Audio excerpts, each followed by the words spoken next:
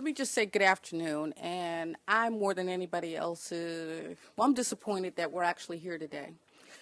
We knew that we wanted to put something together after what happened in 2009 so that we wouldn't have directors like myself standing in front of you. But unfortunately, we did have another shooting on July 3rd, and we're here today.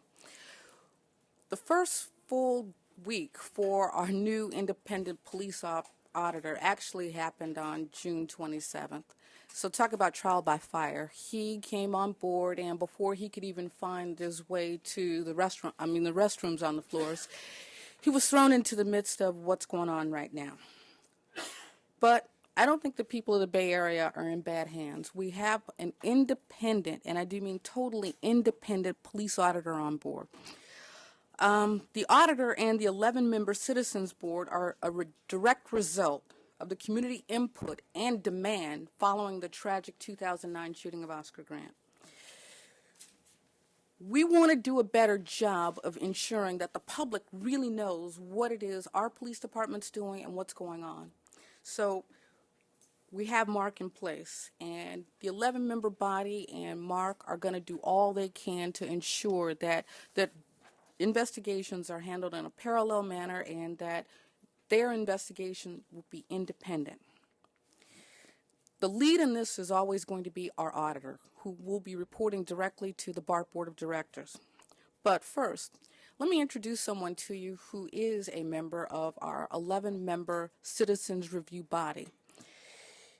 His name is William White, and he comes with some very strong credentials. I don't know how many of you know this, but Berkeley, California had the very first police review commission in the nation, and we get Mr. White as a member of that commission.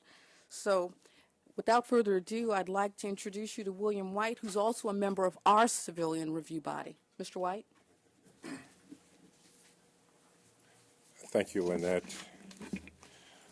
Again, my name is William White, and I was appointed to the BART Citizens Review Board in March. I'm representing District 3, and what I bring to this board is that I have been, since 1997, a member of the Berkeley Police Review Commission, and I have served as chair of that commission on 3 different occasions. I also have served on other boards in Berkeley, specifically with BOSS and Salvation Army. What we will be providing here at BART will be an oversight into the investigative instrument of any complaints that are filed against the police department of BART. We will review the police auditor's investigation, and we will either agree or disagree with the findings that he will present to us. We will also make recommendations of policy changes and procedures for the police department. These policy changes or procedures will be given to the BART board for approval or rejection, but most important, we want to create a vehicle for the citizens of the Bay Area to have a direct impact on the BART police policies and procedures.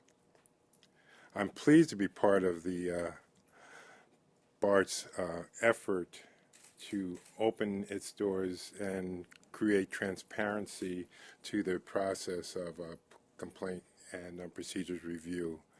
And with that, I would like to, introduce Mark. And okay.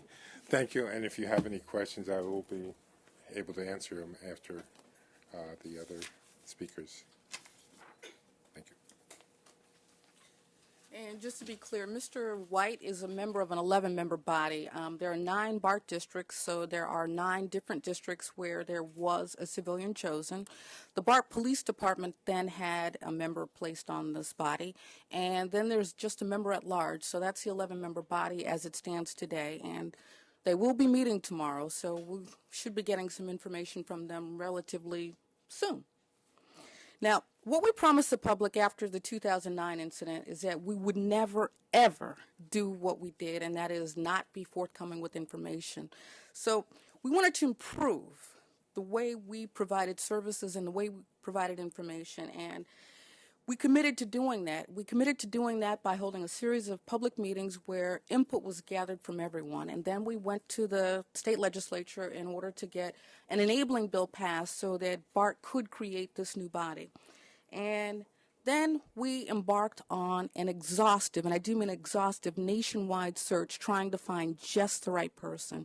And as a member of the BART Board of Directors, I do think that we did just that. We found the right person in Mark Smith.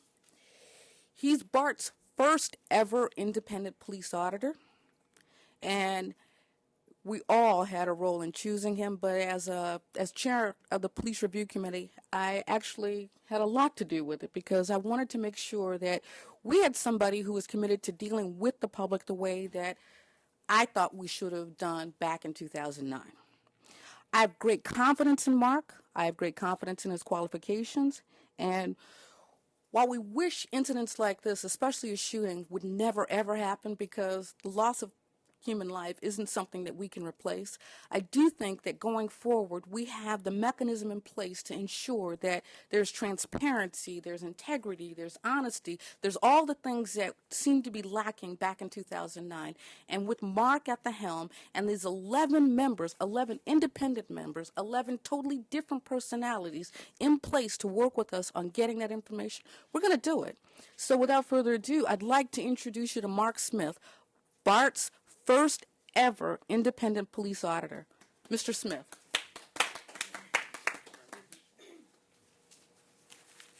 Thank you very much, Director Sweet. And I'd like to maybe start by echoing her comments. Everyone finds it terribly unfortunate when a police action ends in a fatality, when there's something as serious as a police shooting.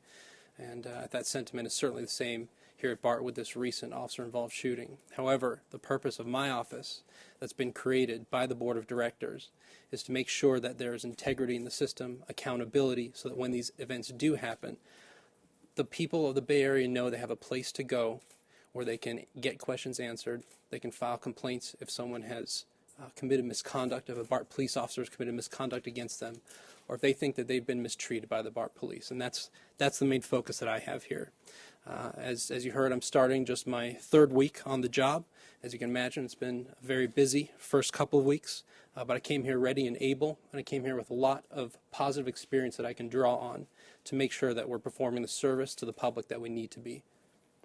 I'll give you a little bit of background, and then I'll describe my role with regard to police shootings, such as the one that took place on July 3rd.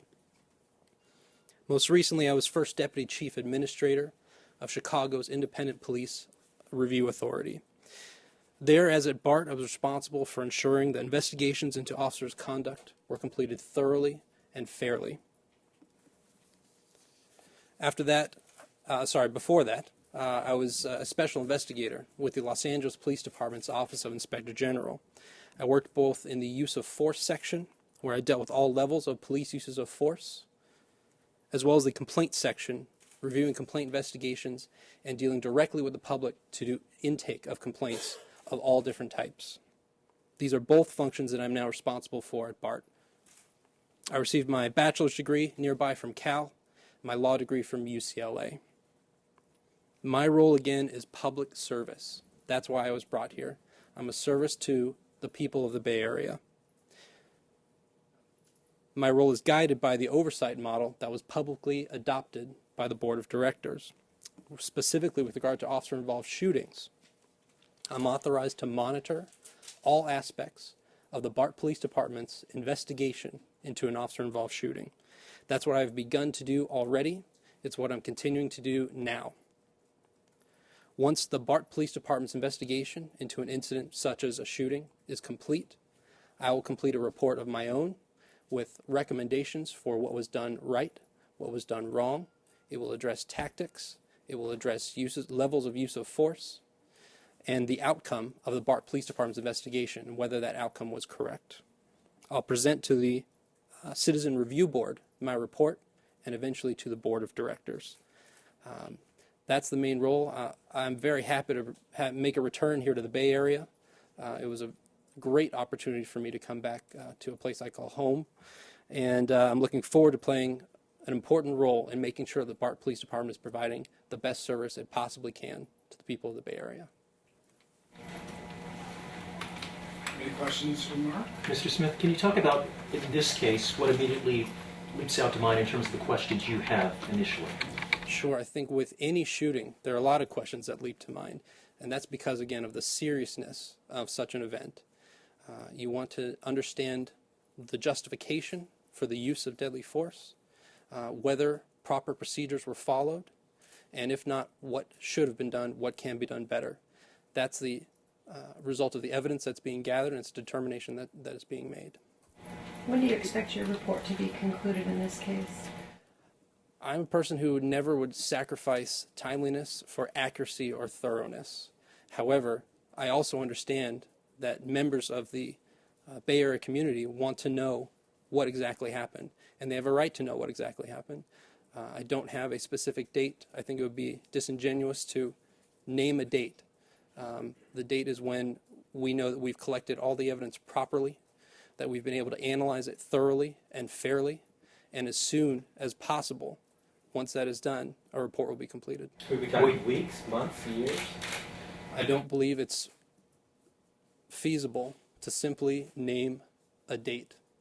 The report that will be completed on any major incident will be guided by the amount of time it takes to do a proper, thorough investigation. I just don't think it serves anyone's purpose to come out with a result that's based on partial evidence. Will you be able to conduct your own interviews as well, too, with witnesses or the officers to supplement, to fill out your report? Part of my authority within the model of oversight that was adopted, which I think is a very positive thing, is to be able to monitor interviews that are going on and also to submit questions to be asked during those interviews. Again, those are of the BART Police Department's investigation. I think that's a good part of the oversight role that I provide here. I think it'll be an important function for this office. And forgive me, when you say monitor, does that mean you're able to sit in these interviews or sit in on some of these meetings as well, too? Basically, it's the ability to oversee the BART Police Department's process. But does that mean I reviewing will make reports sure or to sitting have, in? I will make sure that I have every piece of evidence that the BART PD is collecting. That being audio interviews, I can be present when interviews are being taken, and again, I can submit questions to an interviewer. The ramifications specifically of my presence, where I would sit, how that go, is something that I think remains to be worked out. Can I clarify then the timeline? Because before you do your full investigation, you're going to wait until the BART Police Department completes its investigation. Then you start working on your report, or you don't really get going on your report until that process is completed. Is that correct? My process is to begin my review immediately as the BART Police Department is beginning its review, and that's what I've already begun to do in my first couple weeks here. I have reviewed evidence that the BART Police Department is in possession of and has collected, and I will continue to do so.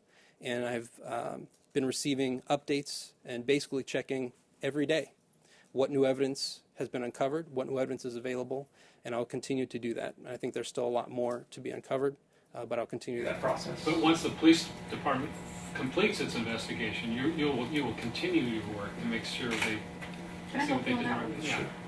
It's a simultaneous process. Mr. Smith is going to be conducting his investigation as their investigation is ongoing. When he says he's submitting questions, basically, the way the police department is set up, only certain people can ask questions. So he can give them questions to ask, and as an investigator or an investigative piece, he's allowed to do that, and it's any kind of question. So if they haven't asked something that's come to his mind, he has the right to ask that question. So it's an ongoing, simultaneous process. And if you recall, San Francisco has a piece right now, BART has a piece right now, and Mark also has a piece. So we're all working together to do this investigation. Mr. Smith, to whom do you report? Who oversees you and your body? I report to the BART Board of Directors, and again, I believe that's a positive part of this oversight system. It is one more function out of many functions that provide the citizens a voice in this process. I report directly to the board, who is elected by the public. The results of my reports get seen always by the Citizen Review Board as well, who again are there to represent the public. The focus of this oversight system is making sure that we provide effective system of review for the public. Can you talk about what from the report can be made public? Remember from the Oscar Grant shooting, there was a lot of comment about police officers' Bill of Rights putting some restrictions on what can be said about investigations. Will your whole report be made available to the public sometime? Some of it, none of it? What? Transparency is something that is obviously a huge commitment for BART and for the Office of the Independent Police Auditor. There are, as many of you I'm sure recognize, there are state laws in place that oftentimes dictate what information can be shared publicly, particularly when it pertains to personnel records involving police officers. My goal and intent is to remain as transparent as I possibly can within the bounds of the law. What can, as a practical matter, what can and cannot be released in your report? Now or future reports down the way? The answer to the question is what can and can't be released in police reports or reports about the police department is something that will oftentimes depend case to case. It's difficult to speculate on what specific items, facts, what specific things can or can't be named in a given instance without looking at a case particularly. Again, the goal for my office is to remain transparent. Otherwise, I would not be serving the interest of the public. However, I will make sure that that transparency is within the bounds of the law. But if you decide ultimately that the officers should have done something different, will that may not be released to the public?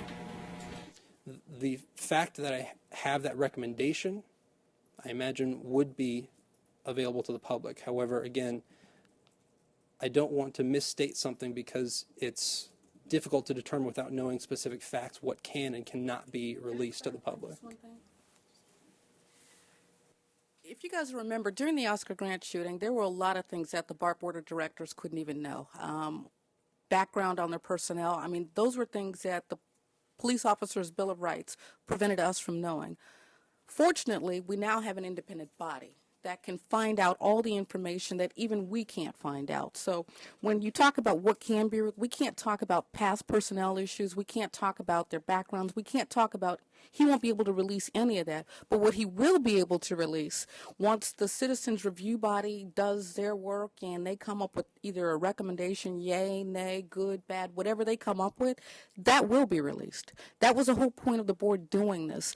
If let's say the police department comes up with an investigation that says everything was handled according to proper procedure, and Mark does his investigation and comes up with something different, and the citizens agree that Mark's assessment was different and it should have been done a different way, the public's going to know that. That was the whole point of putting this group together. We needed independent eyes to look at this. We didn't need BART Police policing itself anymore. We didn't need anybody else policing them other than people who had no vested interest in what was going on. We needed that independence. That way, the public would know, the citizens of the Bay Area would know, and the BART Board of Directors would know, because if you guys remember last time, we got kind of caught there too.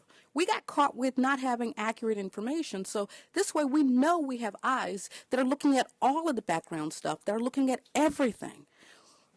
We may not be able to see it, but our independent body will and our auditor will. So we have the mechanism in place to get eyes and ears on everything that our internal affairs, BART Police Department's internal affairs, are looking at. Lynette, can you talk about specifically what leaps out to you, the immediate questions you have that you'd like to see Mr. Smith answer? Well, Mr. Smith and I have had some great conversations about this because, again, one of the charges of this review body would be force. Was the right type of force used? Was it excessive? Those are the kind of things that they are going to be charged to look at, and that's actually number one on his list. Was it the right type of force for this incident? We don't know. And not being a police officer, I don't know. Not being there for that 1 minute, I don't know. So that's what they're going to be charged with. And again, their report, what they come up with is a report that is for the public. We're not going to hide anything. One of the complaints or questions that's coming up among the protesters who are gathering this afternoon is that 1 minute time span that you just mentioned. Can anybody here shed any light on what happened yet during that 1 minute that led to this shooting? And that's something that's going to come out during the investigation because I myself had that exact same question. What can you assess in 1 minute? But then again, I'm not there. So I don't know what happened in that 1 minute. We gotta see, and the hope is that there are more witnesses out there who can come forward and shed some light on it. Unlike our past, where we had several cell phone cameras that were doing the recording, we haven't gotten that this time. So I guess my answer to that question is if anybody out there was on the Civic Center platform that night and has footage, let us see it. Because that's going to tell us a different story, or that may tell the same story. But one of the things that we know is that our cameras were working. It's just unfortunate that they didn't get every angle. So we're looking for more information, and we're looking for more witnesses. And I've shared with Mark that when people call, listen, talk to them, let the police talk to them, but make sure that we're getting anybody who was there. And no, we don't want people to just say they were there to give us a story. We want actual people who were on that platform because the police weren't able to get to everybody that night. The police weren't able to talk to patrons who had somewhere to go and got the heck on out of there. Can you address, when I spoke to you last week, you said that the interview, in terms of the interview process, there were still a lot of the witnesses been talked to, but there was a small amount remaining to be questioned. Is that process still undergoing or close to being completed? Well, the hope is that we'll have more people come forward. The problem is, without getting a lot of names or a lot that night, we're kind of at a disadvantage. The people who were willing to stick around and talk to us, we got. But people who left, we didn't. So the hope is that there's still more people who walked away from the station that night to go somewhere else to catch their train. We'll come back and say, I was there that night, and here's what happened, and here's what I saw. Because we either love some corroboration or not. I mean, tell us what you saw. And can you, just in terms of the time frame question that was asked earlier, I mean, there's the police investigation and there's this independent investigation. I mean, if it's going to take months before is there going to be any... I don't think it's going to take months. I mean, I appreciate Mark Smith in his response because it was a perfect response. We can't give you a specific date, but we can tell you that this is high priority here at BART. It is high priority in the sense that we want to get to the bottom of it too. Our police department has taken a lot of hits over the years, and when it comes right down to it, we're trying to make the changes to make it a great police department. We're not there yet, but we're getting there. So any input that we can find that would help us get to that stage is what we're looking for. So we're not trying to rush to judgment. We're not trying to rush out there and say, here's what happened. We do want to be accurate. We do want to be thorough. And we also want to make sure that you get what really happened and not a spin. We don't want to spin the story. We want this to be the actual story. And you said you were a little confused over there. Yeah. Earlier you said you wanted to make sure that what happened in the Oscar Grant case didn't happen again, and that was a lack of information coming through. It doesn't sound like having an auditor is going to change that at all. Well, yeah, it is. If you remember, nobody got information. One of the things that happened after the Oscar Grant tragedy is we were kind of in an information vacuum. The board didn't get much information. This Oscar Grant was shot on New Year's Eve / New Year's Day, so that was a Wednesday going on a Thursday. Well, New Year's Day was that Thursday, and we didn't come out with anything. The next day is Friday, we didn't come out with anything. At Saturday evening, you had KTVU coming up with this video that showed a totally different perspective on what happened. So that's what I'm talking about. We kept saying things, we're trying to find out what happened. We're trying to assess it. But the bottom line was we had many witnesses there who we hadn't talked to. We had many witnesses there who had actual information. So that's what I'm talking about. We're trying to give you everything we have when we get it. But hold on. If I heard the description of the auditor's position correctly, he's only going to be releasing information after the police investigation. Well, actually, it's a simultaneous investigation, meaning ideally, if things had gone well and he was up to speed and up and running, he would have been on the scene that night. He would have been one of the players who was there talking to folks. He had that he could have done. He could have given the internal affairs people a list of questions that he wanted answered by the police right there that night. I mean, those are the kind of things that we want out sooner. If you remember, even with the Oscar Grant shooting, we couldn't come up and tell you that the police had been interviewed. I mean, none of that happened. But who knew that? Nobody knew it. But he's not saying he's going to tell us anything until an investigation's completely Well, over. he's going to be able to give updates. I mean, he won't give you his final assessment, but he will give you updates the same way we're doing it right now. But there is no update. Well, as of last week, we gave you the latest update that we had, which was that the suspect, or I'm sorry, in this case, it's the victim, had been identified. So that really was our latest update. I mean, you already know that our cameras didn't catch every angle. You already know that everything happened within a minute. You already know that it was a knife and a bottle. I mean, Have you said how the officer was injured? pardon? Have you said how the officer, you said one of the officers suffered a moderate injury, but it was it?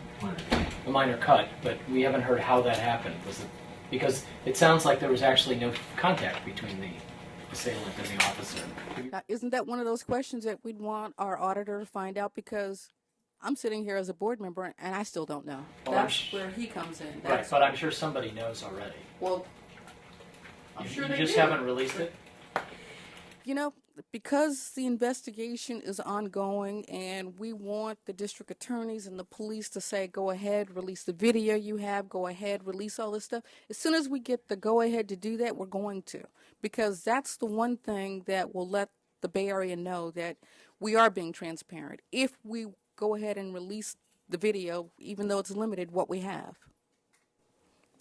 I'm sorry, Mark. No, that's sure. The sense that everyone wants to know, how did this thing go down? How did the officer sustain the injury?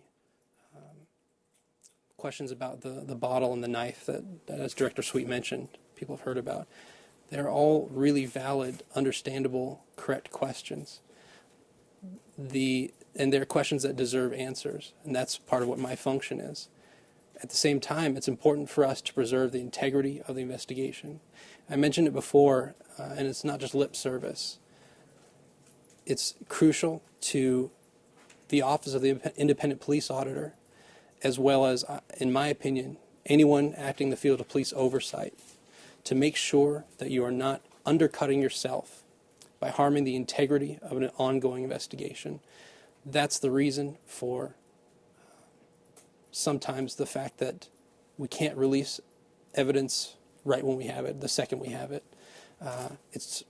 It's understandable that there's a desire to get that information as quickly as possible. But again, the main focus for me is to make sure that I uphold the integrity of every ongoing investigation, to make sure the conclusion that is reached is just and fair. Where were you when you found out? How did you find out about the shooting? I found out rapidly after the shooting happened, within, I believe, 1 or 2 hours, if my memory serves.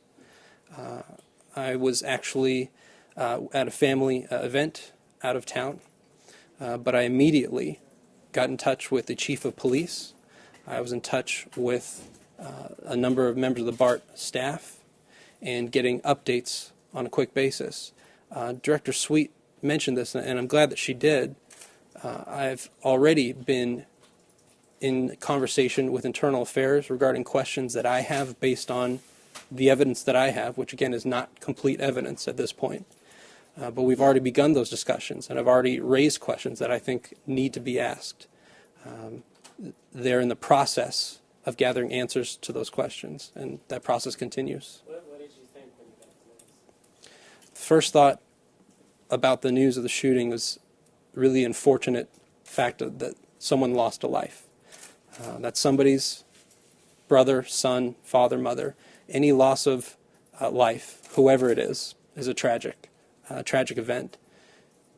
The next thought, as I was just embarking on this position, was to make sure that I fulfilled my responsibility, and that was to be regularly updated, to understand what evidence existed, to make sure that I had access to that evidence, and to work with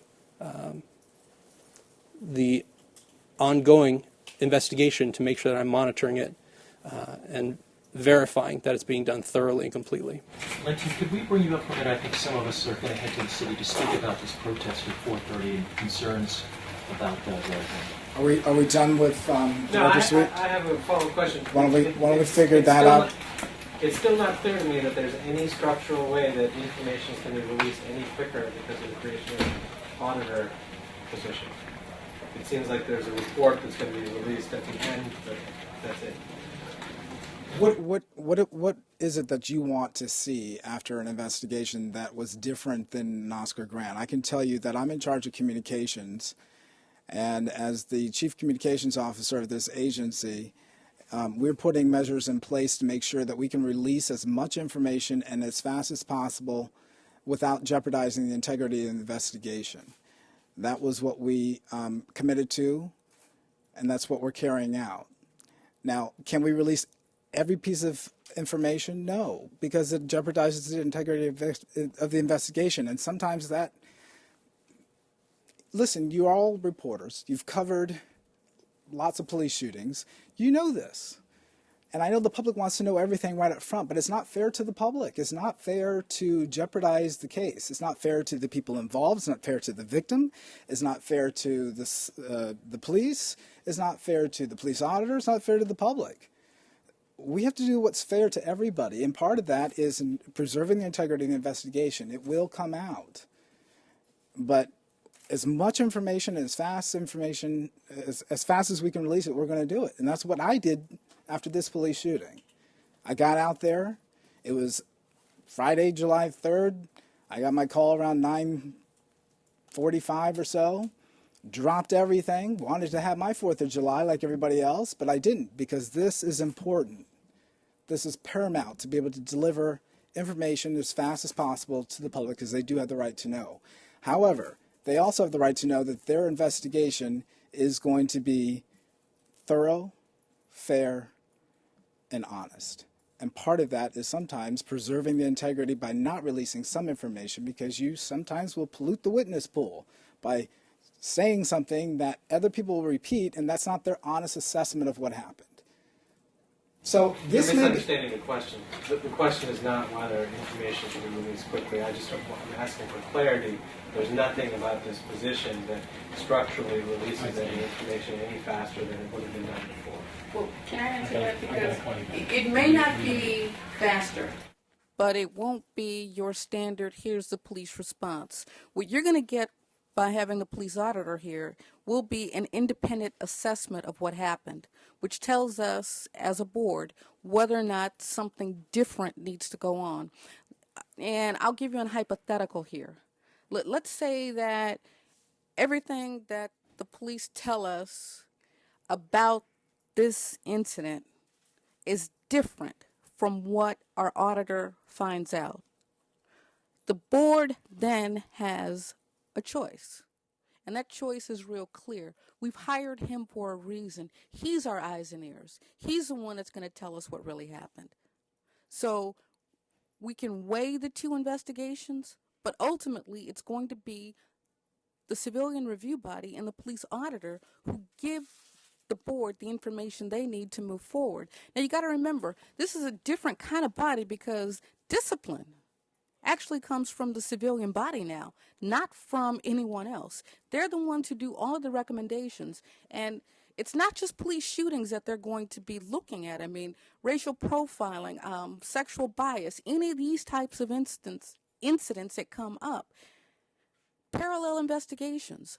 we take our lead from what the civilians come back and tell us and what type of discipline is going to be what they say needs to happen. It's not this positive discipline that was going on before. It's a whole new world here at BART, and we're trying to get used to it, and we're trying to bring people along. But your question about will you get something faster? Maybe not. Will you get something different? Probably.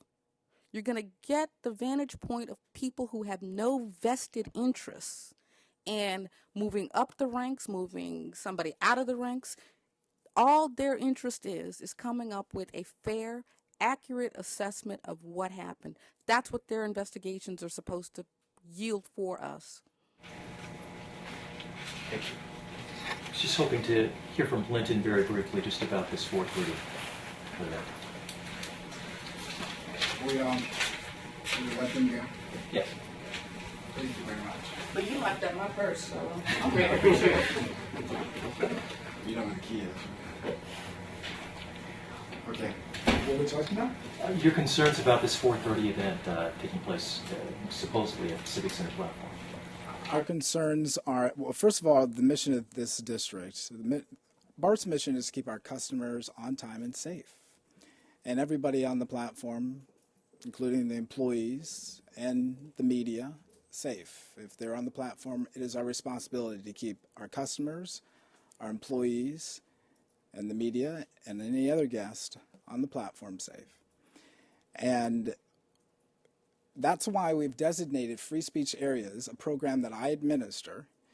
The free speech areas are outside of the fare gates, in the free area where you don't need a ticket. And regardless of your opinion of BART, we give you a free permit to say whatever you'd like to say outside the fare gates. That's the legal area that the courts have designated as your ability to, you have a constitutional right to free speech, and we want to help you express it. Outside the fare gates is where the Constitution allows you to do that. On the platform, there's a safety issue. We've got fast-moving trains, we've got crowds of people, and then we have protesters who, at least according to some of the documents, say they want to disrupt the service. That puts our customers at risk. It puts the protesters at risk. It puts our employees at risk. It puts the media at risk. It puts our guests at risk. And we have a duty to keep them safe. And that's the reason why the court said, no, it doesn't happen on the platform. Your free speech can happen outside the fare gates. And so we hope that they will say whatever they wish to say about BART or anything else they want to say, and we support their constitutional right to do that, but outside the fare gates, because that's the free speech area. And, you know, they can say whatever they want. I fully support it. I sign permits every single day to allow people to do that, but not on the platform. And the reason for that is because I have a duty to our customers and everybody else on the platform, our employees, the media, our guests, to keep them safe. And with fast-moving trains on a narrow platform and people who say in some of their postings that they are trying to disrupt BART service, that combination just doesn't mix. And no, they have not. But regardless, even if they don't have a permit, they can still, I mean, prefer them to have a permit, but they can still exercise their constitutional right to free speech outside the fare gates where the Constitution allows them to. Theoretically, would those folks come in for arrest for having any sort of action down on the platform? Well, I mean, theoretically, they would be in violation of our policies. And certainly, they're putting themselves at risk, they're putting our employees at risk, they're putting the media who are covering them at risk, and they're putting our customers at risk. And we don't want to do that. If they want to exercise their free speech rights and they're creating a safety hazard, those two things don't mix. And we've got to be able to do that balance. And we've provided that balance by allowing people to do their free speech activities outside the fare gates in the unpaid area, meaning where you don't need a BART ticket. And you're welcome to do that. We have a permitting program that does it. In this case, you don't need a permit. I mean, we would like you to have a permit, but you don't need one. And we welcome you to exercise your right to free speech. And we welcome the protesters, regardless of whether they like me or don't like me, or this agency or anybody else. They can say whatever they wish to say. We support their right to free speech. It's not about the content. It's about balancing safety and people's right to free speech. And that's how we do it. So what's BART's plan today to make sure that there's BART's plan every single day of the week and every service hour that we operate is to keep our customers safe, our employees safe, and any of our guests safe, and to keep our trains on time. That's our mission. And that's what we're going to do, and we're going to put the things that we need to do in place to make sure that happens. And then to move back to the area of the investigation, the comments on how thorough it is, but Lynette, for you as the public information officer, you were giving updates last week. Are further updates probably going to be on hold until these investigations are completed, or will you be doing like updates? This is a little tough balance for us, too, because we would try to provide as much transparency as possible, but then we got criticized for saying nothing. First we weren't saying enough, and now we're saying nothing. So we're trying to strike that perfect balance here again. So I think at this point, it seems like a wasted effort for the reporters to come out here for us to basically say, well, the only new thing that we have is nothing, but we can reiterate what we said in the last week.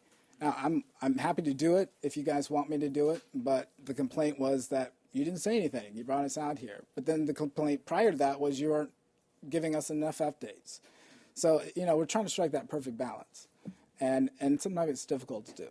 And then just follow up on one specific question, or two specific areas that I know my editor has been interested in. One, I think, is there any update on how many shots were fired? And two, on whether one of the officers fired or both fired, or unclear? We're still at the same point. We can't discuss the details of it. I mean, if we had an update, I'd tell you, but we don't. We don't. I mean, I can reassure, just like Director Sweet did, reassure everybody here in the public that we will release that video. There's no reason for us to release that video after the two investigations are turned over to the DA. Now, the DA wants to hold that video back. They can explain to the public why they want to hold the video back, but there's no reason for us to hold it back. We are going to release it and make it available. And the DA says no, well, then we'll let the DA explain why to the public it should not be released. And I'm sure they'll have a perfectly good reason. It's just that it's not going to be us. It'll be the DA's turn to tell you all why not. And you don't know when that'll be. Say again? You don't know when that'll be. When the investigations are completed.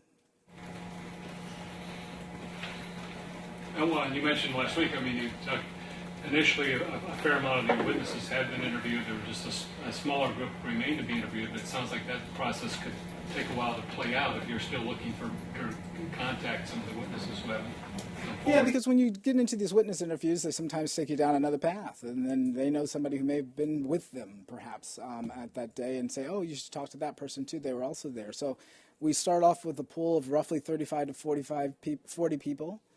Late last week, we were down to about 15 or so. And that could have increased since then, or maybe we've been able to get farther down the path of interviewing all of the witnesses.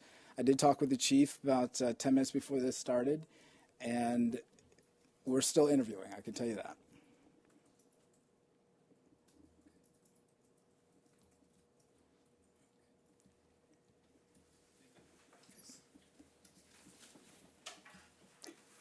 All right, thank everybody for coming.